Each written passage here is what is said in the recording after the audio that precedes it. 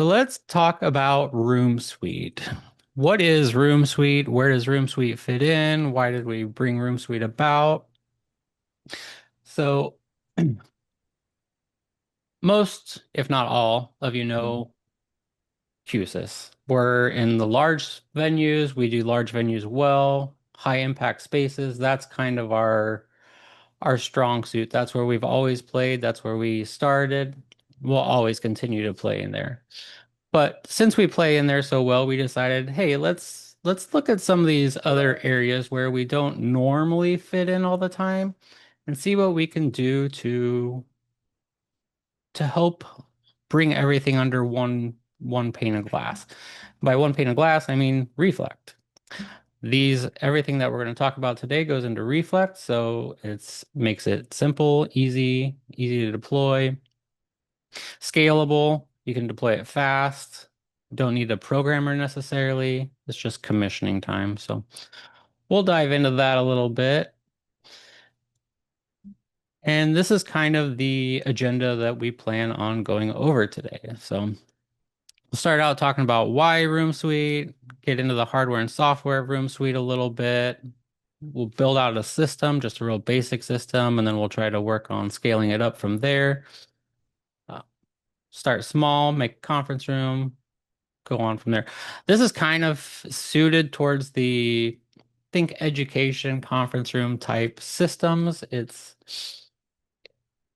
It'll work well with many things, but it is limited in scope. And when I say limited, there's a hard limit. So, there's only so much that we allow to do just to keep it simple. So, why Room Suite? We just talked a little bit about this, but we were very good at doing these high impact spaces, doing the collaboration spaces where things are complex, in depth. You need a lot of control. You need lots of different things that aren't necessarily what I'll call standard or everyday things. So that's where you get into the custom programming and the custom setup and all that kind of stuff. But what if you're doing just a bunch of small rooms or classrooms or things of that nature? Where do we go? How do we do that and make it scalable? So one of the things that we like to talk about a lot here at Q-SYS is our places, spaces, and applications. Places being a campus, a building, multiple buildings, organization. It's it's the hierarchy, if you will. Then you get into the spaces portion, and that's where you have your interconnected spaces, lobbies, cafeterias, all the spaces in between. And then each space has its own application that it's used for. Some's used for background music, you have control, UC, paging, all that kind of fun stuff. So we start talking a little bit about installation types and where we go from here. We have a lot of purpose-built spaces, those being like the high impact spaces, things of that nature. Um, a lot of times, though, there's like one or two of those on a campus or in a building. They don't always get used all that often. So, because they accommodate so many people. So, then we start talking about, well, what do we do for these smaller spaces? I mean, a space like this you're seeing here is complex. It's not going to fit in the room suite system, but it will definitely fit in the Q-SYS system. Uh, so we go when we start talking about this a little bit, we come to realize that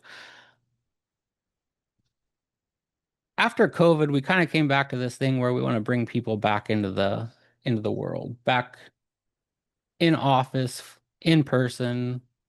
And that's kind of the new push. That's where things are starting to go. Well, you bring people in and then you have to start talking about different types of spaces. So then you have your training rooms, your conference rooms, your standard rooms, but you also have these little one-off rooms like lounges and things.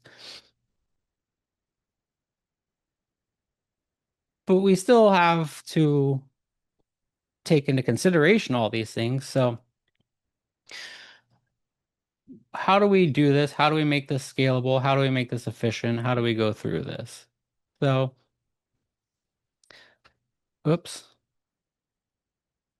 So when you start looking at some of like your standardized rooms, and this is what Room Suite is really meant for, is a standardized type room, mass deployment type room. You have to start thinking about what's all in this room. How is this room being used? Are there special things that need to be done that are like way outside the box? We have to really kind of narrow down what does a standard room look like and the deviations that we're taking from the standard room. That's where things get a little tricky. So the cool part is in mass deployments, if you have all the same hardware and you're doing the same rooms over and over and over, this system is set up so that you can mass deploy it. You can go in, you can create a file for it, put all these into Reflect, send it down, and these are all deployed. You don't have to worry about all the little stuff. As we get into the software side of things, we'll show you some of the keys and features that we have built into the room suite so that deployment is easy, setup is easy. You don't have to worry about those kinds of things. But when you have rooms where you have the same hardware and software across the entire platform, often in smaller rooms, what do you do in those? Do you really need to send a programmer out and spend a day in each room configuring them? So we start talking about where does this fit? How does this fit? And before RoomSuite Modular, there was we really only fit into what we call it a pyramid, but we only fit into the like the upper part of the pyramid because of well, cost and time and there's just a lot of constraints that limited us from being used in smaller rooms. So we brought in RoomSuite. Now with RoomSuite, before we fit well into like these training rooms, these break rooms, some of these larger, even medium-sized rooms, but what did we do with the smaller rooms, the conference rooms, the one-off rooms? So we brought in RoomSuite to fill that gap, and this is what it is. Again, it's really good for the mass deployment type of stuff. It does have some um, constraints to keep it. This is not done in Designer. It's all done in a web browser setup. So it makes it so that it's easy. You can have a system specialist or somebody of that nature go out and deploy these rooms, and they're not going to feel overwhelmed. If they've ever used Q-SYS before, especially, um, it's a very same look and feel to like Reflect and Core Manager and that kind of stuff. There's a big push to keep all that consistent. Consistency is key, especially across these types of rooms and what people are looking for. So for these smaller spaces in the past, Q-SYS could definitely work for this, but you're looking at quite a bit of hardware to make these rooms work, and then it's you go back into the programming side and the all that fun stuff. So we started looking at this mass deployment side of things. Like mass deployment can be very quick, easy, effective, or it can take a lot of time if it's not necessarily done and spec'd out right. Over the larger rooms are great because you do have a lot of customization options and features and things that you can do in these rooms, but there's overhead to all that. And you don't really need that overhead in these smaller rooms. We're trying to eliminate some of the overhead to make these rooms, I don't want to say cheap because that's not the right word, but um, scalable, deployable, easier to use. So in the typical Q-SYS system, up until this point, you have a series of different components. You have a core, you have a switch, you have all your video endpoints, And that's just kind of to get things going. That's for video and audio. Then you want to start talking about conferencing a little bit, and you have to look at all your different endpoints, cameras, mics, speakers, you know, anything you need to make the conferencing work.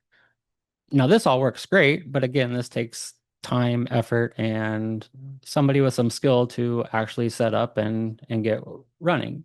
You have to do this on hundreds of rooms. It's going to take some time. You also have the UC compute that you tie in, or the BYOD factor, which is part of a larger system, of course. Most people want both options. So then you start looking at, okay, well, now I need to get in Designer, create the file, have to create the custom DSP, have to create the UCI. We have to do the DSP tuning, get it all connected and Reflect. You're talking, this could easily be a day on site just commissioning and getting this room set up, running, talking, tested, which again, for many spaces is perfect. But what about these smaller rooms? Is a day per smaller room really feasible? You also are looking at a file that is daunting to some people. If you haven't spent any time in Q-SYS and you don't know much about Q-SYS, this can be overwhelming to some. This isn't something you can just stick in anybody's hands and be, hey, go deploy this, and they're going to understand what to do. Um, so it takes a lot of work for these smaller spaces to get a system up and running. You can absolutely do it, but it's time consuming, and time is money, and everybody is concerned about time and money. So we brought out RoomSuite. RoomSuite is set so that it's a particular suite of products. You'll see this, the RMP 100, the QIO Ven 4. They are specifically for RoomSuite. They do not work with other cores. This is its own thing. Um, but these are made for the mass deployment side. Excuse me. The deployment simplified. It's all one of three cables, USB-C, HDMI, or a network cable. Heavily leaning on network cables. Network cables do not have to be shielded either. So you have those three cables, or a series of those three cables in this system, and you are halfway there. The configuration is simple, the management is simple. The whole idea is to keep things simple. Simple, scalable, manageable. So let's start looking at what actually is part of the RoomSuite modular system. We'll get into the hardware here a little bit first.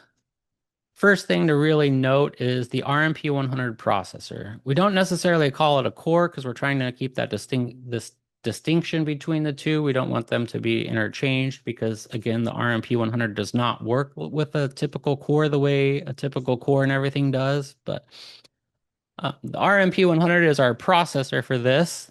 This box is generally made to live behind the displays. Um, this is kind of the heart and soul of the unit. Um, we'll go through all the little ports and stuff on it and talk more in detail about that in a second. And then you have the QIO Ven 4, which is the expander. This box is a Cat5 from the processor to this box, lives under the table, provides you all the connections you really should be able to need to conduct an actual conference. Digging into the RMP 100 a little bit, you have, this is a little misleading, and Sam, correct me if I'm wrong, but currently USB-C is there for bridging. USB-A is not available right out of the gate. Correct. And it won't ever be for bridging either. And yeah, correct. Think of this like HID, like you have in your other cores.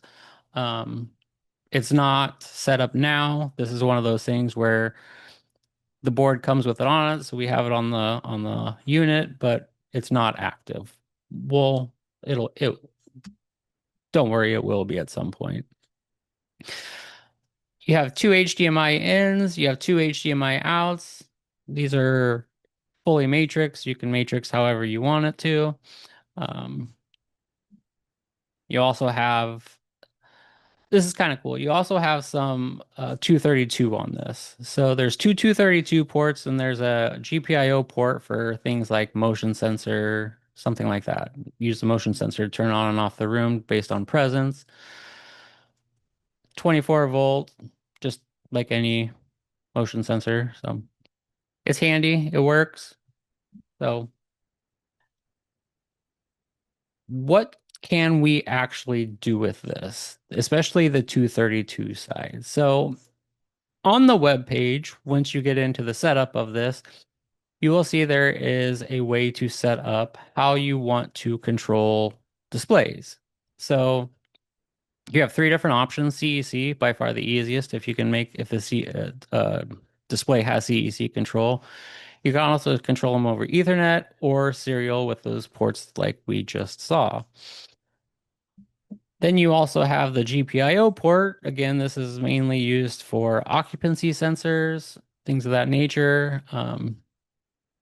It's made so that it can turn rooms on and off based on occupancy. Again, trying to make things simple, easy.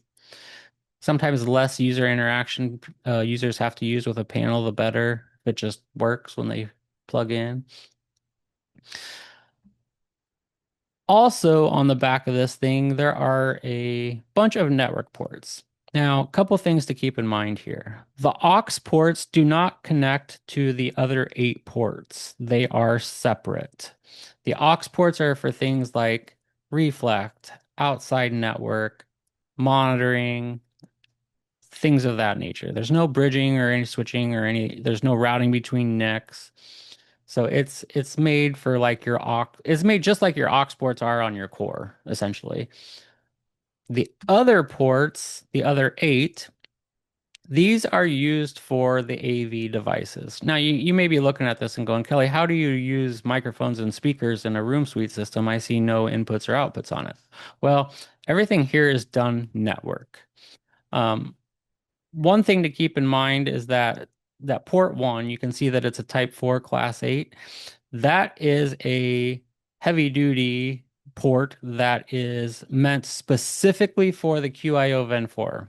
It powers the QIO Ven 4, shoots out 75 watts of power, and it provides power to the Ven 4 so that the Ven 4 can PoE panels and things of that nature. So that port is reserved. The other 7 ports, they are PoE ports. They can be used for speakers, mic, camera, touch panel, whatever you need to use them for.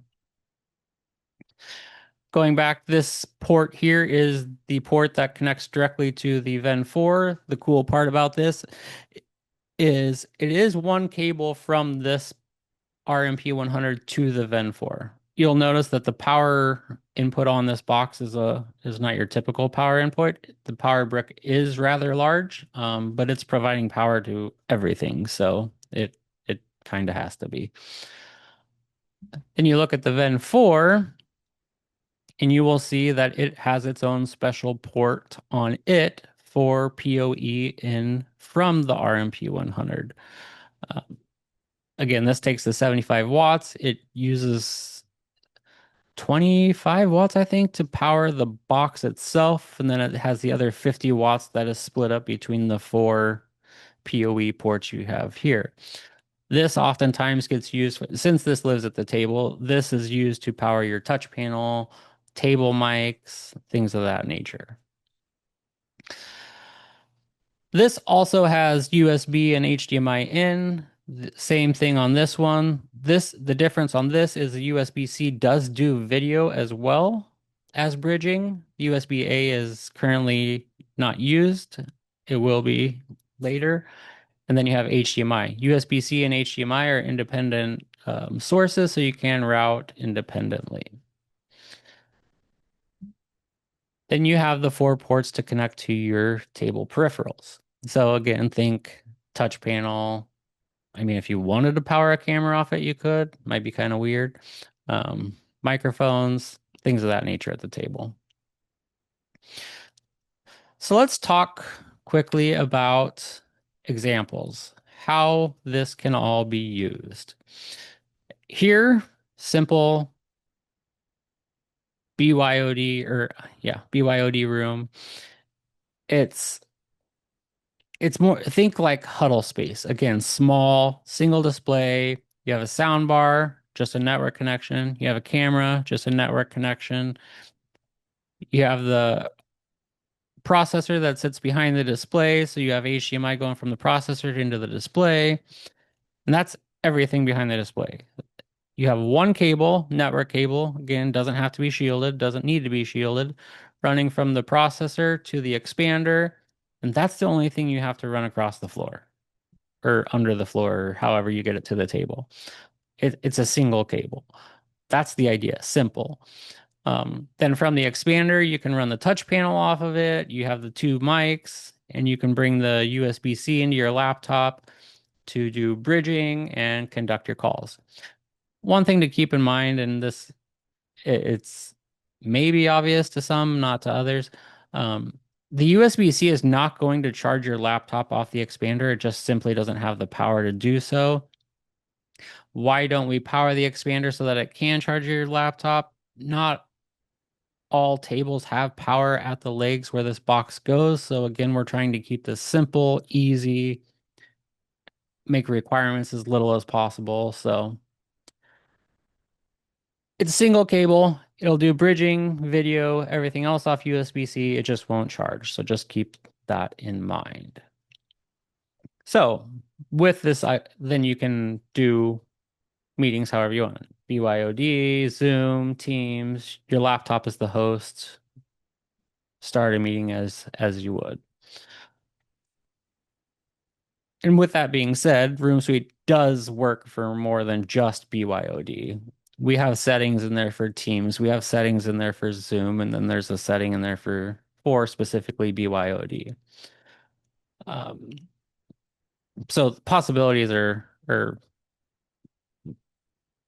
endless, really, when it comes to video and conferencing. Now that we talked about the hardware a little bit, let's look at software. Software here, again, this, if you're familiar with Core Manager, Reflect, things of that nature, this is going to look very familiar. This is it was designed that way, it's meant to be that way. It's so that we can keep things consistent. Um, here's all your network stuff. We'll show you this a little bit more here in the slides to come. This is the switch will actually show you what all is connected, what's running, um, what port it's on. It has this optimization. The settings in here are everything that you get in the RMP 100. There is no designer file. You can't go in and modify it. Um, this is kind of what you get. So now that we've kind of looked at that, let's talk about the optimization side for just a second. RoomSuite works with Q-SYS products, Q-SYS cameras, Q-SYS speakers, Q-SYS mics. We also can work with one ceiling mic in the system, which we'll go over here in just a second. But to do room optimization, you need Q-SYS speakers connected to the processor and a NMT1 mic. Then inside the software, there is a room optimization button, as you can see in that slide, and that's lit up blue. And the idea is you press the button, walk out of the room, let it do its thing. It's gonna get noisy. It sends peak noise, white noise through the speakers, helps tune the mic, sets all its boundaries, so on and so forth. The idea is to make it so that you don't have to do some of this in the field on your own. It just works. Q-SYS knows how its speakers are meant to perform and how they handle. We also have a very tightly know how the mic works, so we are able to do this. This doesn't work with the ceiling mic currently. I don't know if it will at some point or not, um, but just keep that in mind. So let's build a system. Now that you kind of know some of the limits and peripherals, components, let's design a couple of these rooms in a couple different fashions and see what we can do, how we can do it.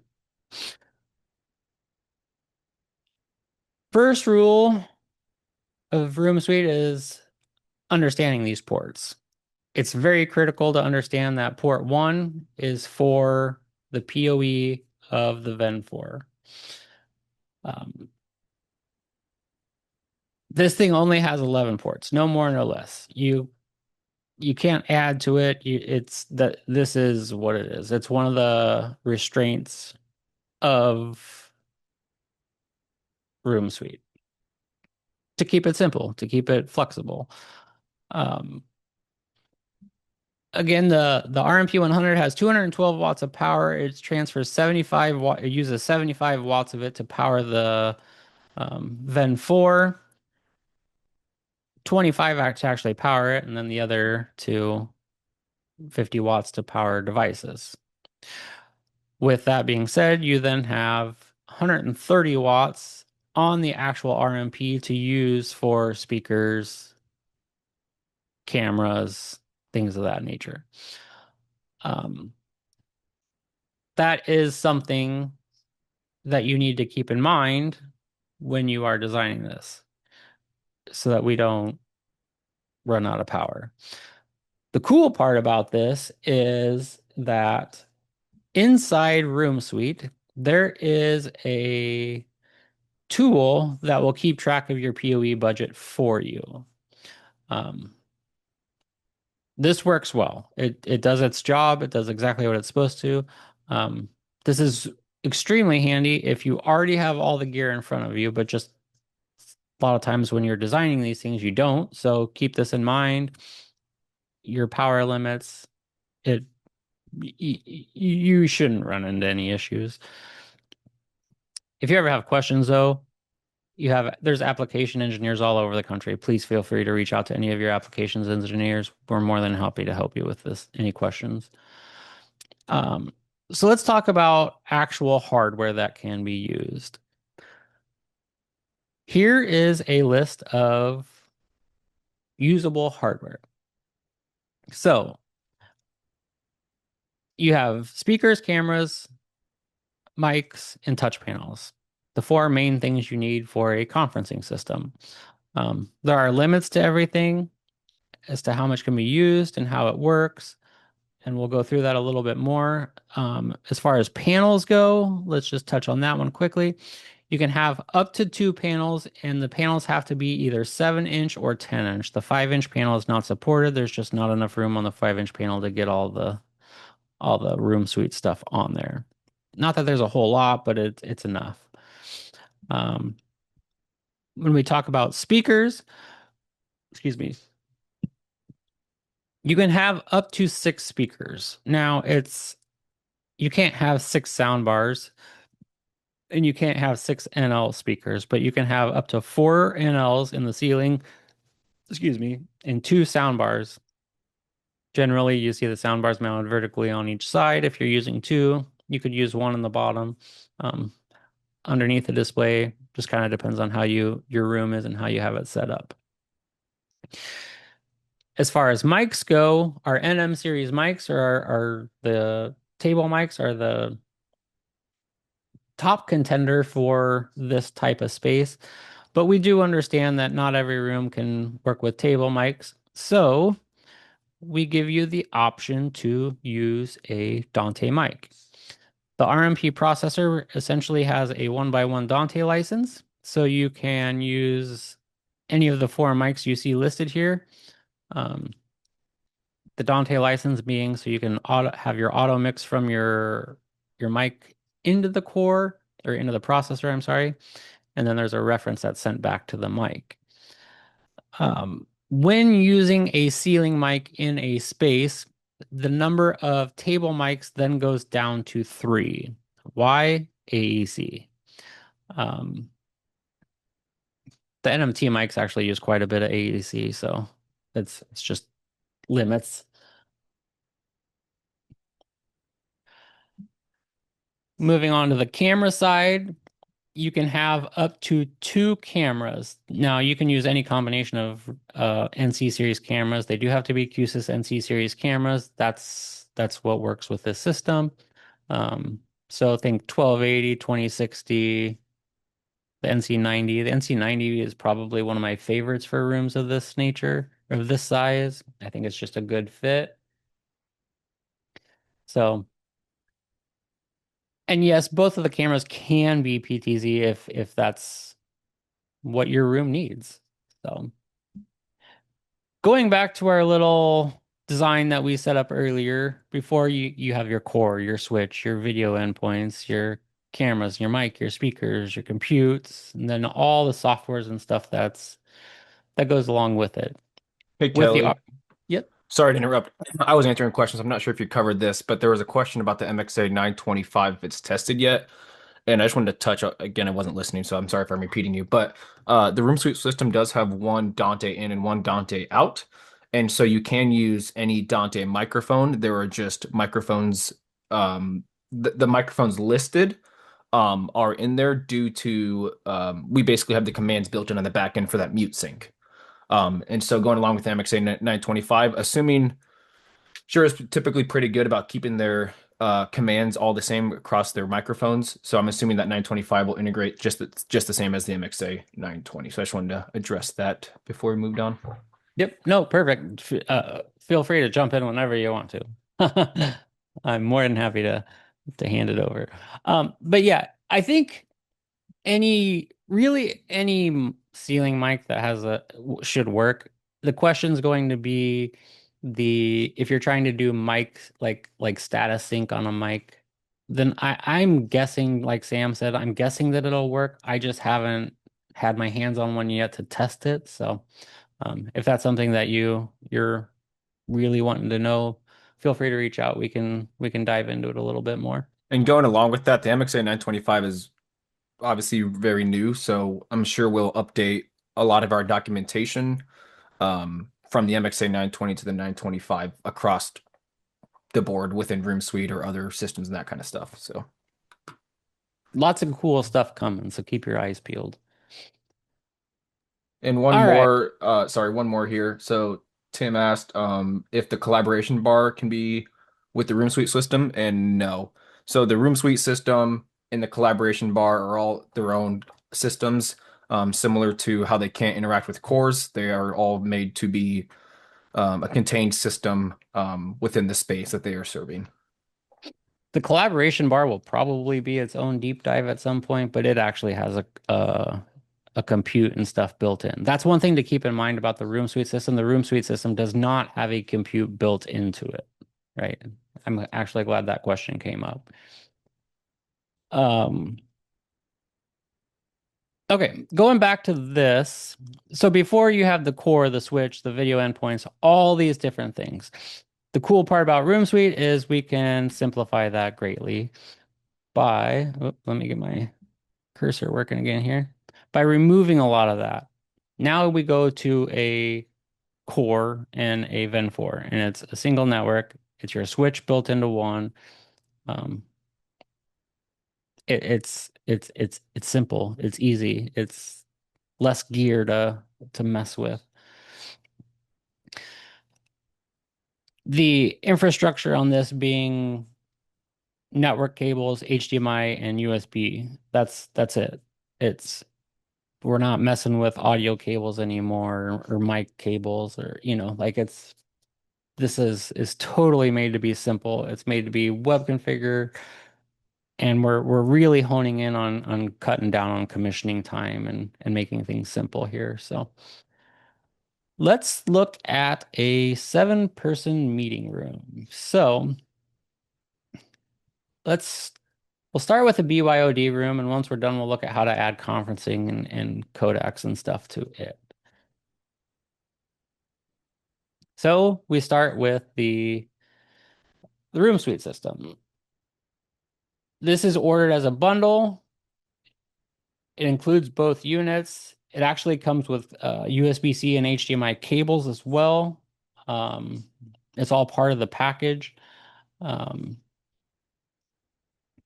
so it's ready to go. You just need network cables.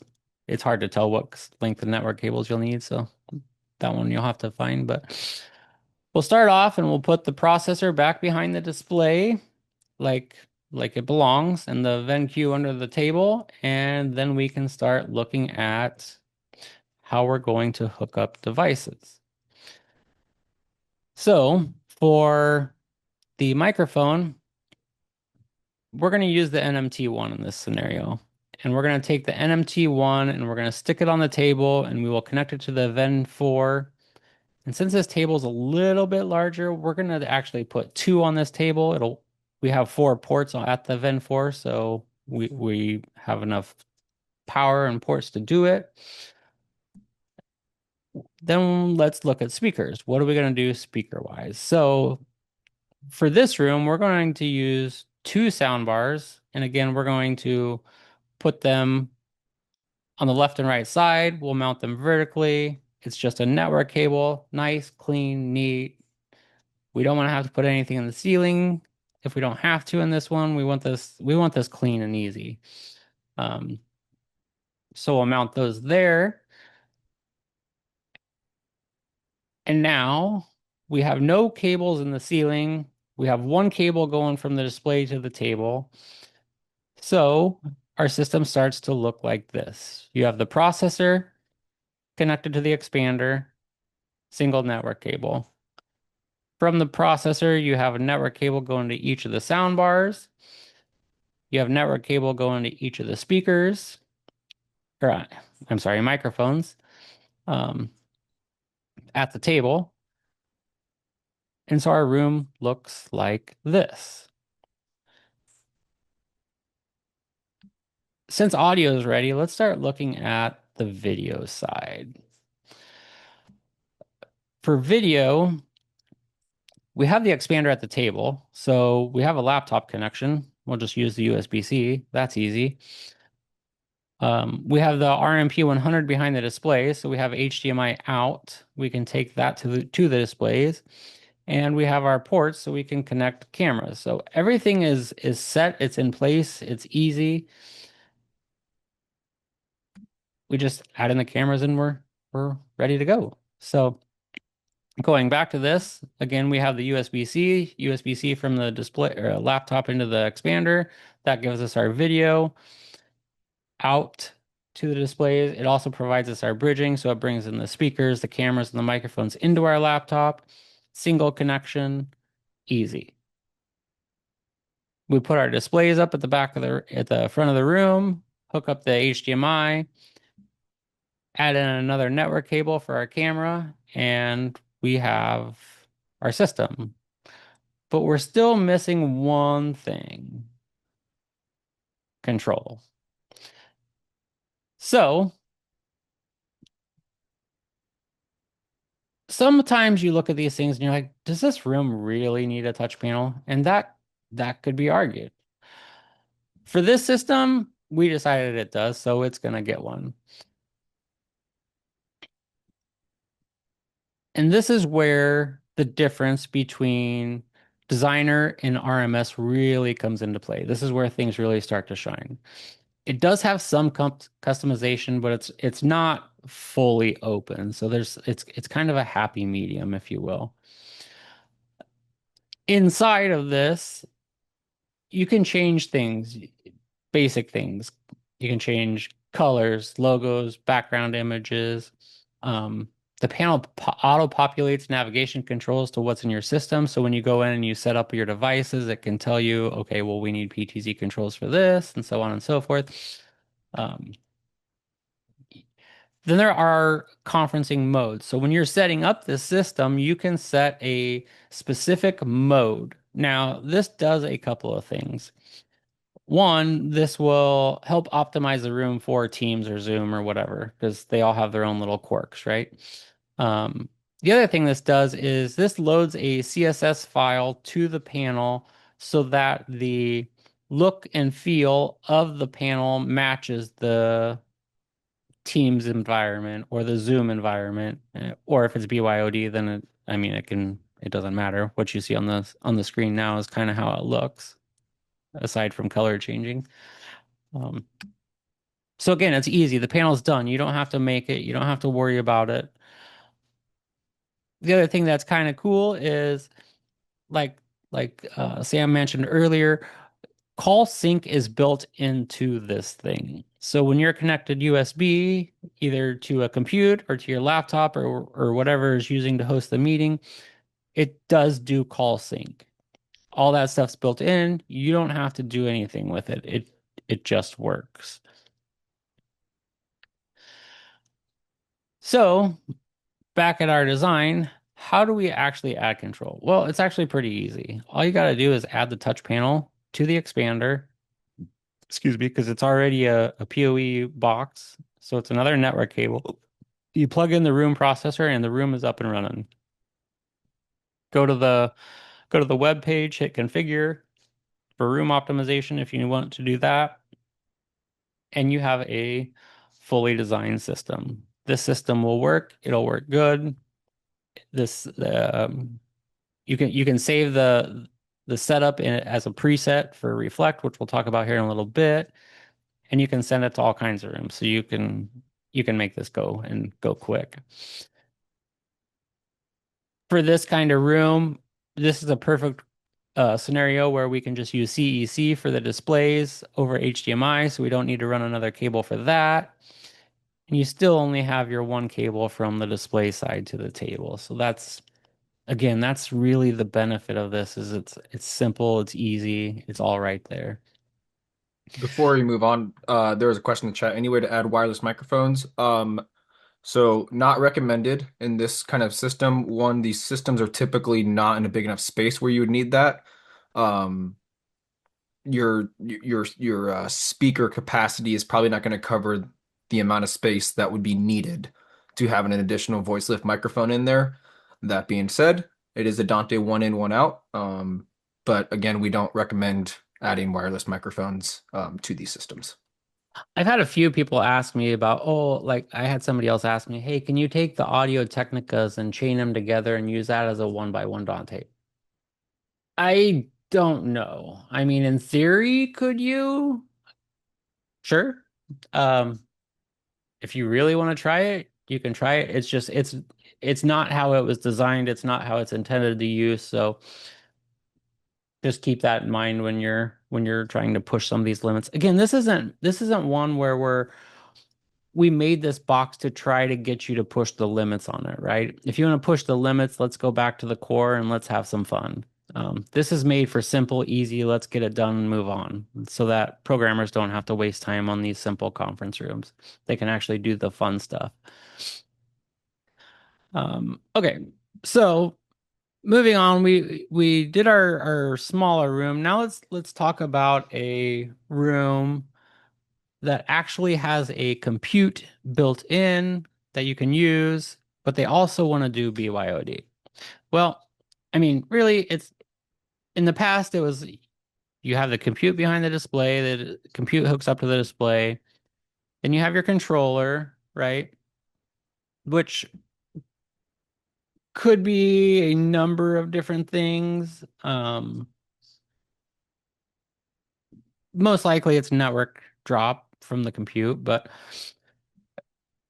here's where things get weird when you start to share content through the compute. This often is done through an extension kit or it's done through USB-C. The resolution's low. Um,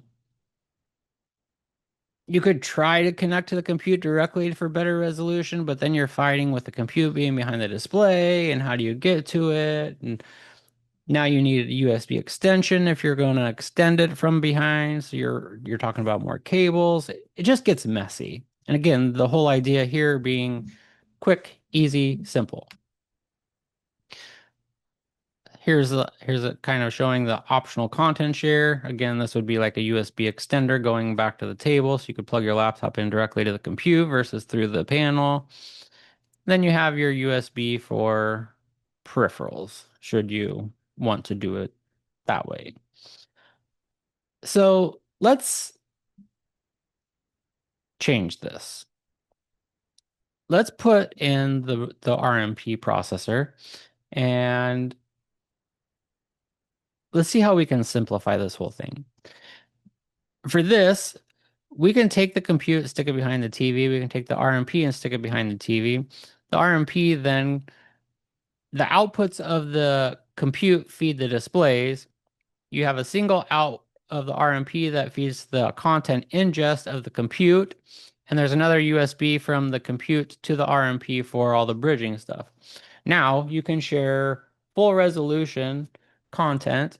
You can share content from any of your sources, whether it be locally right there on the RMP or off the VNQ4. And again, you're back to single cable. The one caveat being is you still have this touch panel that's a second cable. Um, you can do second page control on it, but it's still a second cable. So add in the expander here, and now we can do content, and you can do BYOD here. This actually doesn't look bad, but you're still talking a couple cables going from behind the displays to the table. One for the panel, one for the expander. So the cool part about this system though is now you have all your peripherals there. So it's you got content and BYOD on one USB versus multiple USBs, or you can just, plug in HDMI if you just simply want content to do it that way. So And Mike asked a question earlier about the BYOD with the room compute flow. And this is a good example here as far as how that would work is where you have your content ingest going through your compute's going direct to your displays, and then you can switch back and forth between whether that compute's running the meeting and you're sharing content from your laptop, or you can take over the room and the peripherals with your laptop and do a full BYOD scenario if needed in that space as well. cool.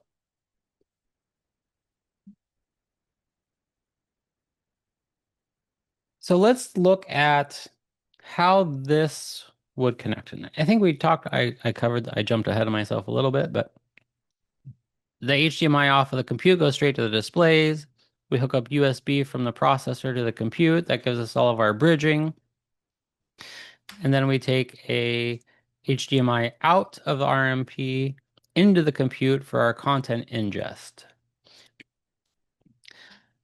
Then this is the one kind of caveat, but to get second page controls on this, you basically need a USB Ethernet dongle running off the compute, plugged into one of these 8 ports on the RMP.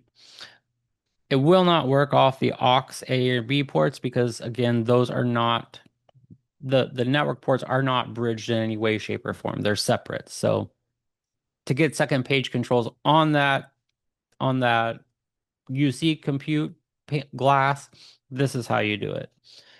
You could also run a whole second panel, but then again, they're making things way too complicated, and that's just not the way we're going for here. And then of course you have the main NIC going to the network so that you can have network access to make calls. And again, these are just for monitoring, reflect, things of that nature. So it does require the USB to LAN adapter on the compute. Going back here now. So how do we do BYOD with this configuration?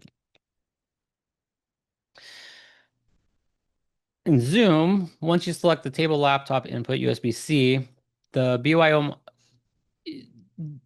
once you select one option, the other option becomes unavailable. So it'll handle all the video and audio connections to the compute. There's no additional programming needed. Um, Teams is pretty much the same way. Um, but we do have different UCIs. So when you select Teams versus Zoom, you will have a matching UI for what Teams and Zoom shows. You go in and select, it'll route accordingly. Then you can route it to how you want to use the meeting. Um, in this case, it's set for content share. Press the button, it'll bring your own meeting. Here you're looking at kind of the Zoom layout, if you will. Here's a better view of the Microsoft version, the Teams version, if you will. And now you have a fully functioning conference system with BYOD and Teams, Zoom, whatever you may need. This is the Q-SYS Experience Center in London. It's a modular system, has 6 speakers, 4 mics. The NC90, again, it's a great camera because it can do tiling and boxing and some of that sort of stuff. And it has our TSC panel. Has this room runs 4 mics. So how big can you go with RoomSuite? We'll use these mics as kind of our example. Um, the system will support up to 4 mics. So the NMT pickup radius is around 6 feet. If you put 4 of them out, you get about 24 feet long. So you do your do your knowledge. I mean, this is obviously going to give you some great overlap, but you kind of want the overlap. Um, but just make sure that you check to know what your radius is, especially when it comes to ceiling mics. Your limitation really is on your number of mics and speakers, so how loud you need the room and how big is the room. Um, it's just if it needs more than that, this is not the right system. Um, there is a help file on all this. If you need more assistance, it's a great place to go to get some assistance on all that.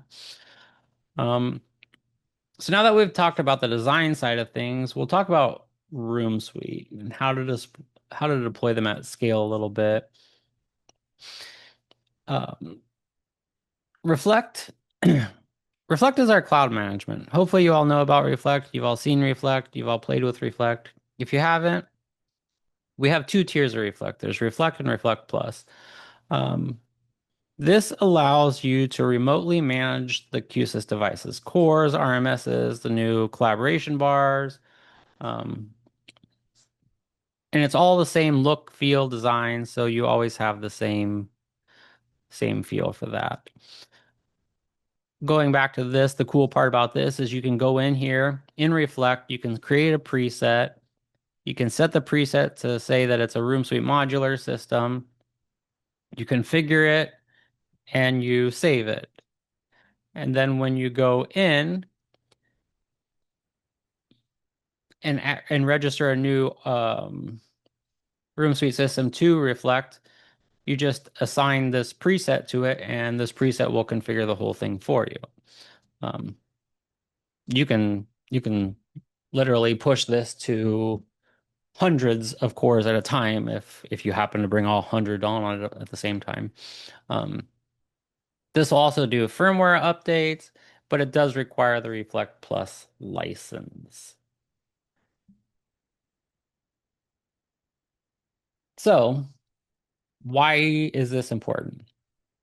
This allows you to run the same thing all over. You can push it the same one, you can set up the design once.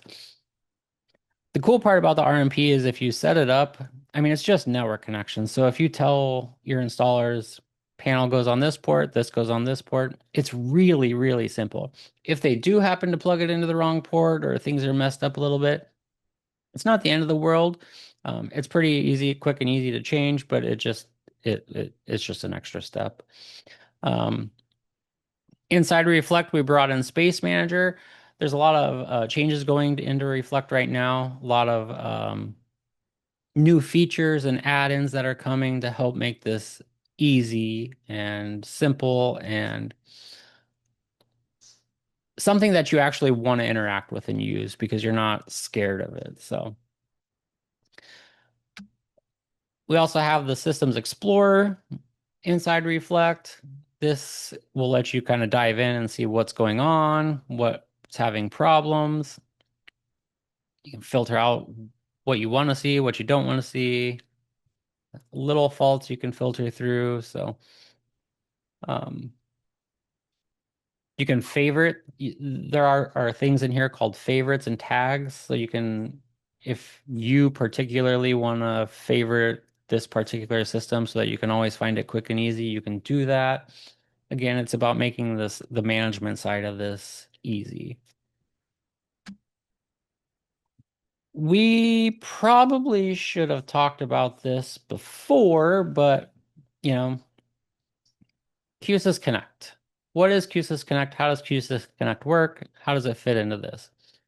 Q-SYS Connect is the beginning to allowing you, the designer, to use a Q-SYS panel for Zoom.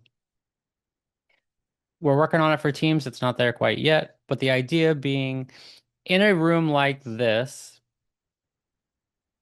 right now you have two cables because you have to have the network cable from the processor to the expander. You have to have a network cable from the compute to the second page control.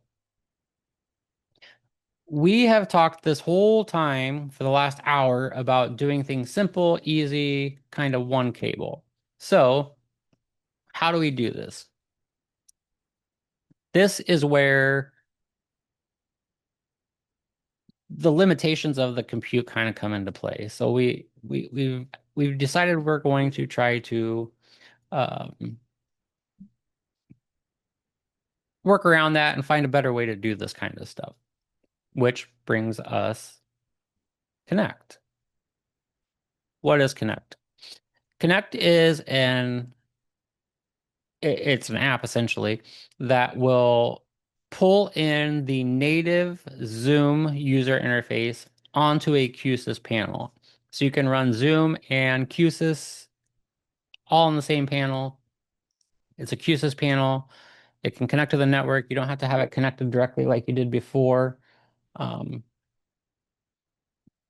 it's easy. It's again, it'll run off of the VenQ4, so you don't have to have multiple um, cables from the table to the display again. Gives you all your second page controls. I'm going through kind of quick because I think we're getting close to being over time. Um, but it's Q-SYS plus Connect is kind of something that I've been waiting for a long time. Um, why? Because now we have the ability to show the same thing on multiple panels. So in these rooms, you can have two different panels. Think about on a grander scale, when you go back into the other side of things, um, when you have a Zoom combined divide room and you want to show the same thing on both panels, right now you can't, or prior you couldn't. You had to basically lock a panel out or shut it down or something. Now you can show the same interface on both panels because of the way, because we have control in Q-SYS over what's being shown. Um, so it's a big deal. Again, it's right now it's made simply for Zoom, Teams, and that stuff is in the works. So there Keep is a an eye question out for that. about, yeah, there was a question about the ETA on Teams room support.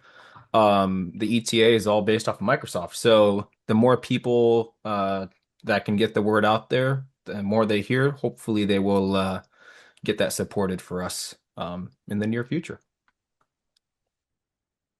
Yeah, the sooner the better, really. Um, Going back to this, we had our panel before. Now we can just take our panel straight off the expander, so we're back to one cable between the display and the table. Again, this is what we're shooting for. This is our goal. Make it simple, make it easy, make it we don't want to have to be, and in a room like this, if you don't even have to get in the ceiling, you can do everything from the ground level. These rooms can go up quick, they can be commissioned quick, installed quick. And if you really want to, you can have two panels. Now, I mean, I don't, I'm having if it's a really long table, I could see it, but otherwise, I don't know why you would really need two panels in a smaller room. And that is Room Suite Modular System.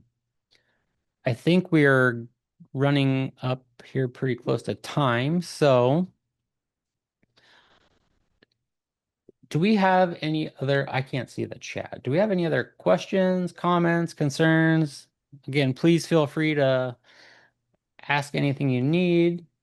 This slide deck and presentation will be sent out to you here in the next week or so once this is done and all wrapped up. So you'll have all this information.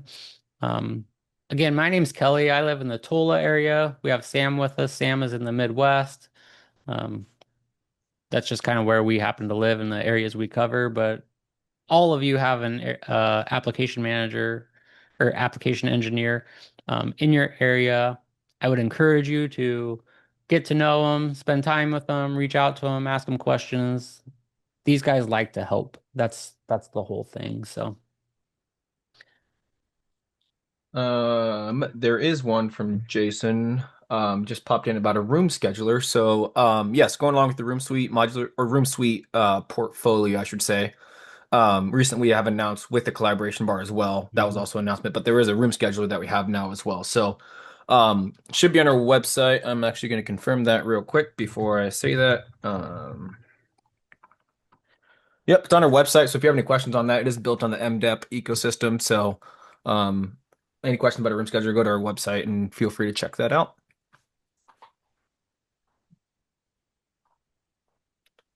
And I will actually, let me do this. Instead of just Cool. answering your question live, let me just put the link in there. That way you can just click to it. So, perfect. Thanks, Aaron. Thanks, Jason. Yeah, thank you guys. Thanks for joining us.